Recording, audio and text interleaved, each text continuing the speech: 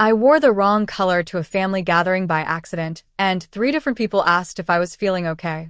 The next week, I wore one of these 7 colors instead, and my daughter asked if I'd gotten work done. Same face, different color, completely different reaction. Let me ask you something. Have you ever put on an outfit and suddenly looked exhausted, even though you felt amazing? That's not in your head. That's color literally working against your skin. Here's what nobody tells you. After 60, the color rules completely flip. Your skin loses certain pigments, your undertones shift, and those safe colors you've worn for decades, they're betraying you. That navy blue you love could be adding 10 years. That beige you think is classic might be washing you out completely. But here's the exciting part. There are 7 specific colors that do the opposite. They brighten your complexion, soften wrinkles, and create an instant facelift effect. No procedures, no expensive creams, just strategic color choices. Now, I'm going to reveal all 7 colors in order from good to absolute game changer.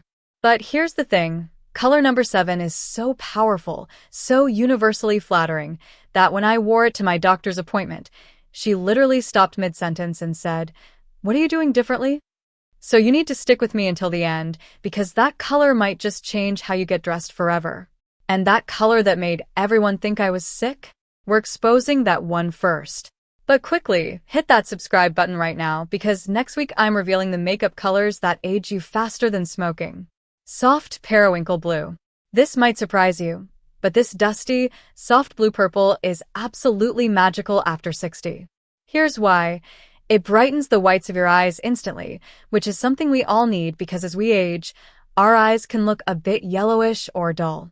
Periwinkle also has this incredible ability to neutralize redness and create a soft contrast against silver or white hair.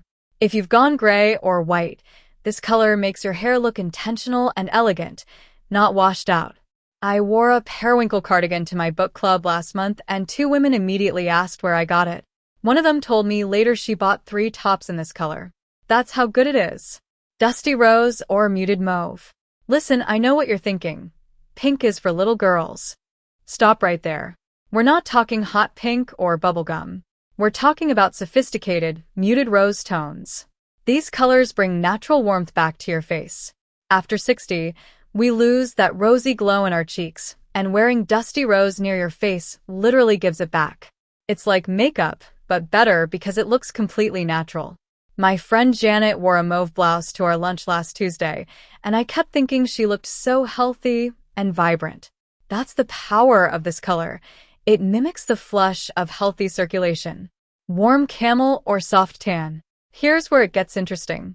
You might have beige in your closet thinking it's neutral and safe. Wrong. Flat beige is your enemy. It makes you look drained. But warm camel, especially with golden or honey undertones, that's your friend. The key is warm. It should remind you of a latte, not oatmeal. This color works because it complements the golden undertones that many of us develop as we age, and it creates a rich, expensive look without trying too hard. Think about it. When was the last time you saw someone wealthy wearing flat, boring beige? Never. They wear rich camel, and there's a reason for that. Soft coral or warm peach. This is the color that made my daughter ask if I'd gotten work done. Coral and peach tones are like sunshine for mature skin. They counteract sallowness, brighten your complexion, and here's the kicker. They make your teeth look whiter. If you've noticed your smile isn't as bright as it used to be, wearing coral near your face is like using a filter in real life. I have a coral scarf that I throw on with everything now, and I've noticed people make more eye contact with me when I wear it. There's something about this color that draws people in and makes you look approachable and warm. Emerald or deep teal. Now we're getting into the bold territory, but trust me on this one. Deep jewel tones like emerald green and teal are phenomenal after 60, especially if you have any gray in your hair. These colors create drama and sophistication without being harsh. The trick is going deep and rich, not bright and primary. Think forest, not lime. Think ocean depths, not swimming pool. I wore a teal jacket to a wedding recently, and the photographer actually positioned me in more photos because she said the color popped beautifully. That's not about me. That's about the color doing its job. Chocolate brown. Let me tell you about brown because this is where most women get it wrong. They either avoid it completely or they wear muddy, flat browns that do nothing for them. Rich chocolate brown, especially with warm undertones, is incredibly sophisticated and flattering. It's softer than black, which we'll talk about in a minute, but still gives you that polished, pulled-together look. Brown works beautifully with silver hair, it doesn't create harsh shadows on your face, and it's incredibly versatile. I've started replacing my black pieces with chocolate brown, and the difference is remarkable. Soft ivory or cream. Here's the color that stopped my doctor mid-sentence. Soft ivory and cream are absolute game changers, but here's what you need to know. They must be worn near your face. An ivory blouse, a cream sweater, a soft white scarf. These create what photographers call reflective light. They literally bounce light back up onto your face, filling in shadows, minimizing lines, and creating that lit-from-within glow that we all want. The difference between ivory and stark white is crucial, though. Stark white can be too harsh and create shadows. But soft, warm ivory? It's like having professional lighting with you everywhere you go. Now, let me tell you what happened when I started actually implementing these colors. And this is where it gets really interesting because it's not just about looking younger, it's about how people respond to you differently. I've been in the same quilting group for 12 years. Same women, same Tuesday mornings, same community center that desperately needs better lighting. About 6 months ago, I started paying attention to color, really paying attention. I cleaned out everything that was flat, muddy, or harsh. I kept only these 7 color families.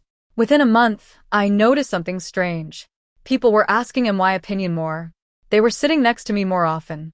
I was getting invited to more lunches, more gatherings. At first, I thought I was imagining it. But then my husband said something that confirmed it. He said, "You seem different lately. More confident or something." It wasn't confidence, not at first anyway. It was color. When you wear colors that make you look vibrant and healthy, people unconsciously perceive you as more energetic, more vital, more worth listening to. It's not fair, but it's human nature. We're drawn to vitality. And here's what nobody talks about. After 60, society tries to make us invisible.